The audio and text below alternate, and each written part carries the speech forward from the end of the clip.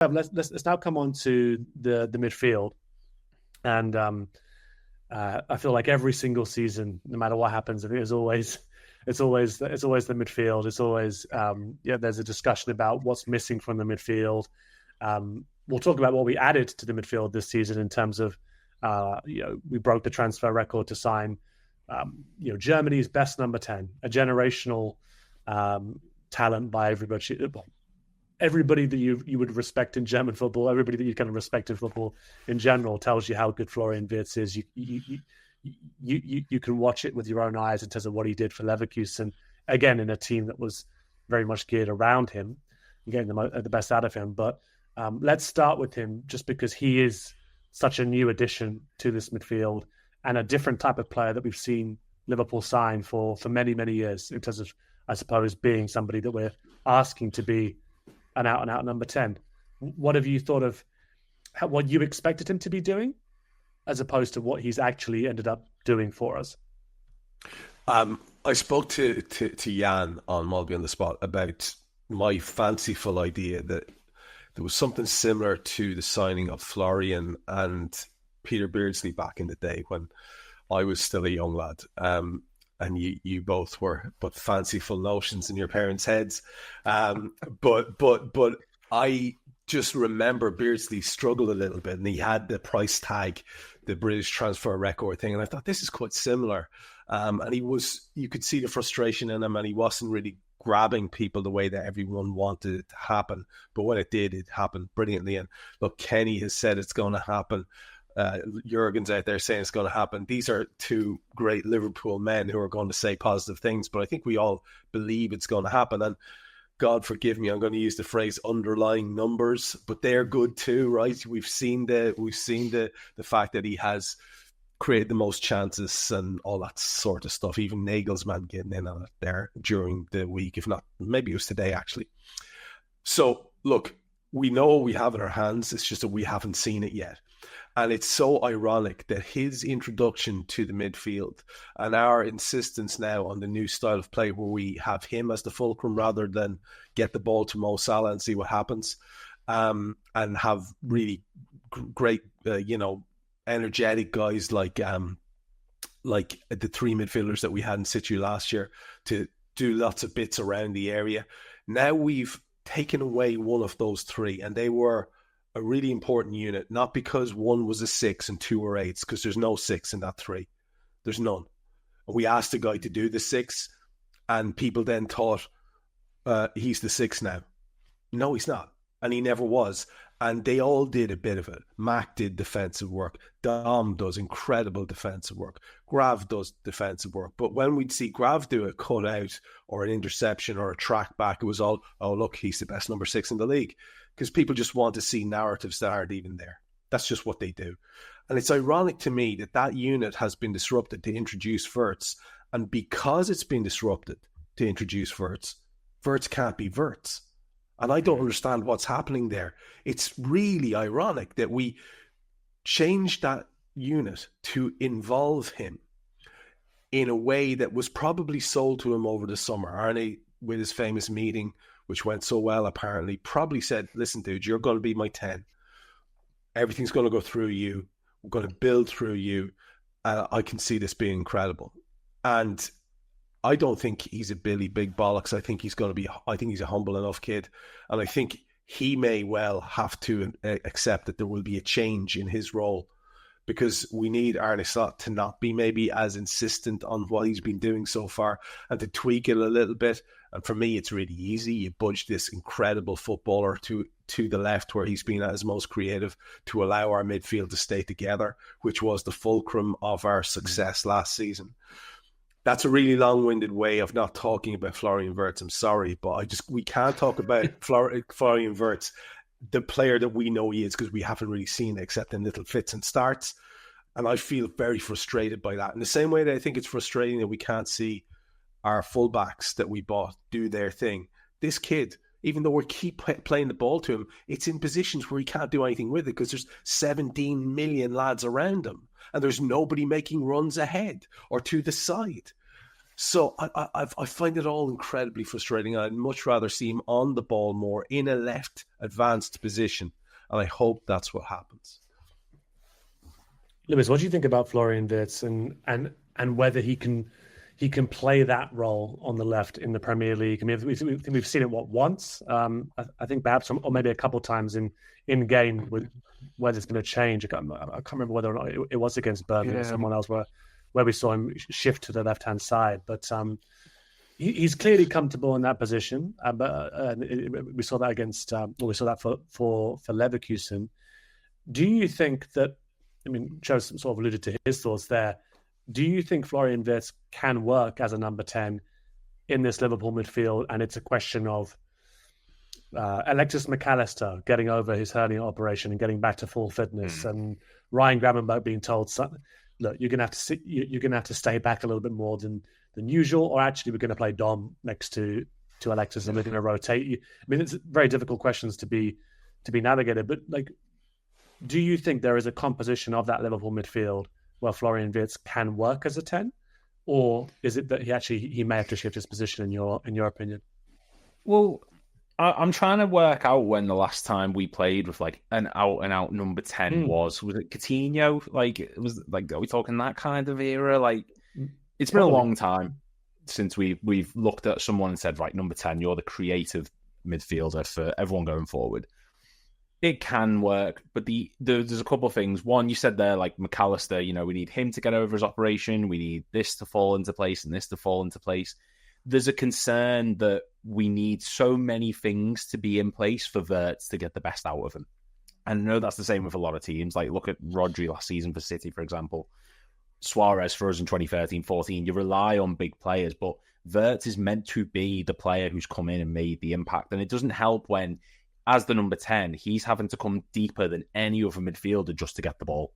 Like, he's not being provided the creative spark that he needs to do what he does best. And like Trev said, there's little glimpses of it. There was moments when he first played with Isak against Atletico where you could see the give and go of each other. They worked well together. When he does drift out wide, there's a creative ability to him that's clear for all to see.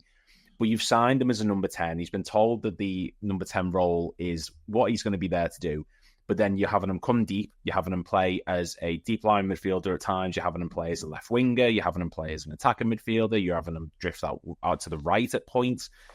It's not beneficial for him that there's no structure around him in place. And that'll come when things start to click and things do gel into place a bit more. But we haven't seen the player that we expect them to be. And, Van Dijk is an example of someone who, we as a club do not sign big money players notoriously. We always get ripped into it. You'll hear people who criticize it all the time. This is a unique window for us because we've gone out and we broke the British record transfer fee like twice, or once even, and our record transfer fee twice. There's a lot of expectation on that we are not used to as a fan base. So there is going to be that extra level of scrutiny around Wirtz in terms of what he can do, in terms of what he can deliver, because there's clearly a player there for the club to spend that money on him, but you need to play him in the best position that suits him, in the role that he's been promised, and not chop and change him too much. Don't move him out to the left, don't move him deep, don't move him to the right. If you're going to play him as a 10, keep him as the 10 and utilise those other players around him to fill in the void, rather than having to use him as a left winger. Put Ngamoa there, rather than having to use him as a deep line midfielder. Bring Jones on if you have, there's other solutions to allow him to thrive in the position you've signed him for. Yeah, so you're of the opinion that you keep him in that position, like we've spoken about with the fullbacks. Really, the roles that you sold these players on, you give them those roles, and you figure out what you need to do around them to allow those players to sort of fulfill those roles. So the fullbacks, with their speed, their aggression. If you're going to spend £120 million on a number 10, should probably exactly. Makeshift is great at points. I'm happy with a James Milner playing left back over Moreno because Moreno was shit. I get that, but there's a difference between that and bringing in someone for 120 million to play a number 10 and then not playing him properly as a number 10. I don't mind the occasional makeshift. Michael Thomas, I say it all the time, and Eddie rips me for it. Michael Thomas was brilliant because he could play centre back, right back, midfield, blah blah blah. But it wasn't a permanent solution. Wirtz as a left winger is not a permanent solution. Wirtz as your number 6 is not a permanent solution. The number 10 role is, because that's the role that he's been signed to do and the role that suits him. And when it does click, everyone ahead of him, it'll suit them best. So your best thing to do is play him there.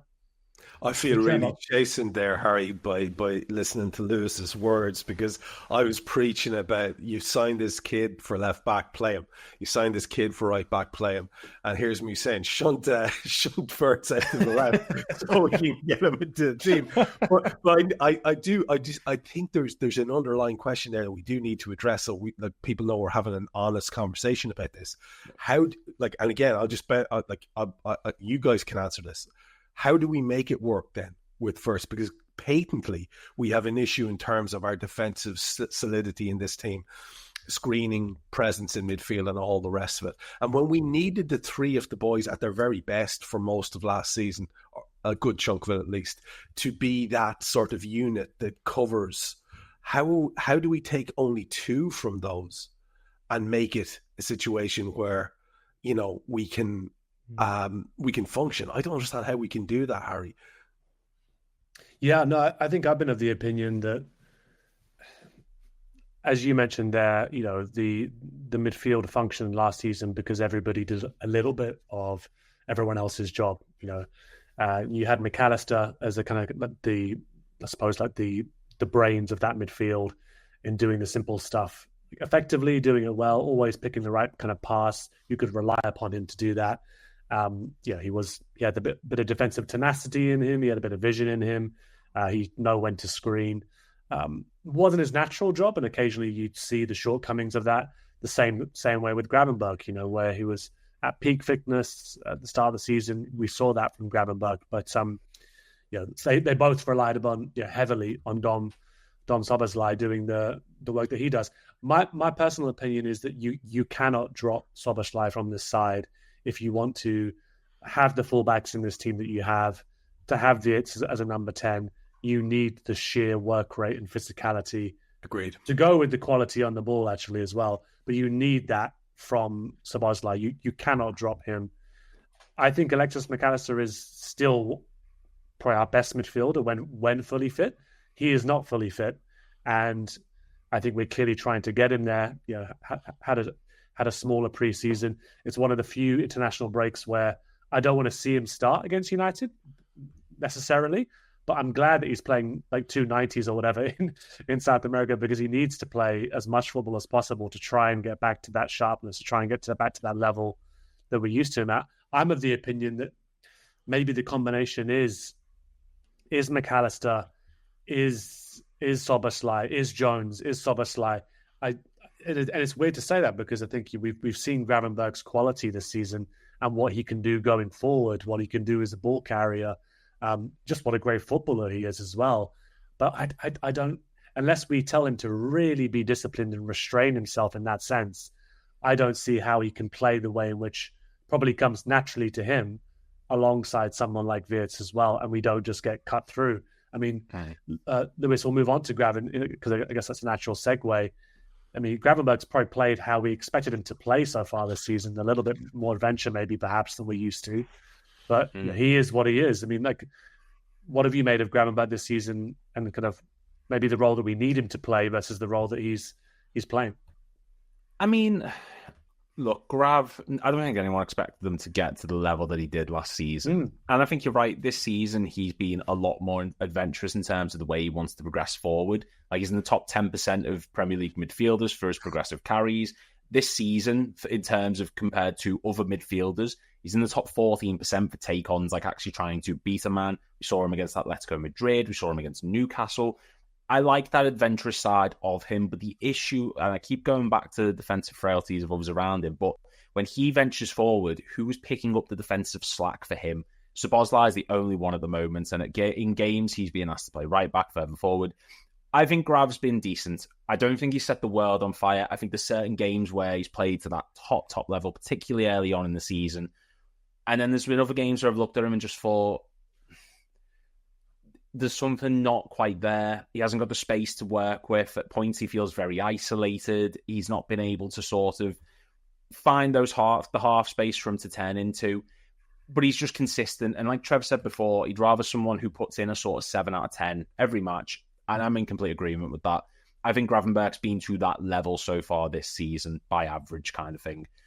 He's still one of our best passers to the ball. He's still defensively sound, but there's just little moments like lapses in judgment defensively in him, which, if you go back to when we had Fabinho, that was very rarely there. You need that solid spine in midfield. And when Gravenberch's venturing forward, you've got Szoboszlai or McAllister dropping back to defensively cover him. And it just doesn't feel like there's a sort of stable structure for him to build off of. He's not been bad. And I do think that he is one of the more consistent performers. But I'm willing to sacrifice that attacking flair that he showed at points for just a bit more defensive stability from him. Just switch on a little bit more, drop a little bit deeper if you need to, like we saw last season at points. Because at the moment, there's just we're just conceding far too many shots, and it feels so easy for teams to play through us in the middle. That's where Gravenberch's meant to be. That is meant to be his role, is to break up play. He's not a brick shithouse. He's not that style of number 6, but he's just someone who intercepts the ball well. He's great at setting us off on the counter-attack. Stop there. Like, I'm fine with that. And he's not been doing that as much as I'd maybe like to see this season. So we basically need him to take the Ginny pill in terms of sort of like, we all knew kind of what Ginny could do as a footballer, because he'd do it whenever he went on international duty. we don't ask sort of where that was, but he accepted it, right? He sacrificed his natural game to play the game that Jurgen wanted him to play. Yeah, we're speaking about number 10s in this podcast, talking about Florian Wirtz. We were never going to ask Florian Wirtz to do what we asked Curtis Jones to do, but Curtis Jones came into the side as a number 10, and we said, yeah, that's not gonna get you into the side. So you're gonna have to really become a retention monster and work really hard. And then, sure, if you have the time and space for flair, show us a bit of that flair. But he became a fundamentally different player to sort of get into that side. So yeah, it does feel as though we're potentially asking some of these players to do the unnatural. So quite a few of them are being asked to do the unnatural at the moment. And I suppose that moves us on to the attack. And actually, I'll just, Trev, I'll come to you quickly on Szoboszlai, because I think I don't think many of us thought he was going to be a right back at the start of the season. But is it fair to say that whatever we've asked Szoboszlai to do, he's done? Yeah, and well, and it's kind of skews the conversation a little bit, how effective he's been at right back. But what we have to bear in mind is, and there was a couple of really good examples in recent matches, we have to bear in mind that he is not a right back. And there was a couple of times where a simple ball down the flank, just down the inside, a threaded ball, and Dom's the wrong side of his defender immediately. And that's not anything to do with lack of athleticism, because he's probably fitter than anyone else in the park. It's got nothing to do with lack of determination or fight or strength. It's just nous from playing that position and knowing when to be dialed in, when the ball is moving towards you, where you should be taking the step. That's just practice and training. And so we've been looking at him and thinking, wow, he can progress the ball a bit like Trent. Wow, he's got great determination to get back and get a foot in. But we've got 2 other lads who can do that as well. And we really need him in the middle of the park, especially if it's going to be 2 from the 3 behind Wirtz, which I'm still not convinced is the solution here, by the way, lads. I'm not. Szoboszlai has to be in the team. I agree with you, Harry. I think Lewis is absolutely going to be in concurrence as well here. How can you drop this kid? So he has to be in the team. And if it's a situation where you say, right, you and Grav, or you and Mac, if Mac could ever, I don't know, recover any of the form of last season. I mean, he's a worry, lads. Yeah. Mac's a worry. And I don't know what it is. And I heard you, Harry, say, well, look, we all knew he was injured, right, on the show. And I was like, no, I didn't really 100% know that. The detail around it seemed sketchy. But we know now he's theoretically rehabbing a couple of things that's emerged. And, the trip to Argentina can be whatever it is. But I think for the game against the Manx, Grav's injured now as well, right? Grav got a knock. Came off. Yeah. He was trying to say it was just a precaution. Okay. But I mean, yeah, you do have Curtis there. You have I mean, Curtis and Dom is far from a slouchy midfield. No. And if you ask them to dial into the defensive side of things and be foot in merchants, they'll do that. they'll cover and they can be disciplined enough to allow Wirtz to do his thing ahead. Again, I just don't know if it's enough, man. I really don't. Yeah, I think we're obviously going to come back to that, because I think, again, it's so early in the season that we're hoping either players will find form, return to full fitness, patterns of play will become more ingrained.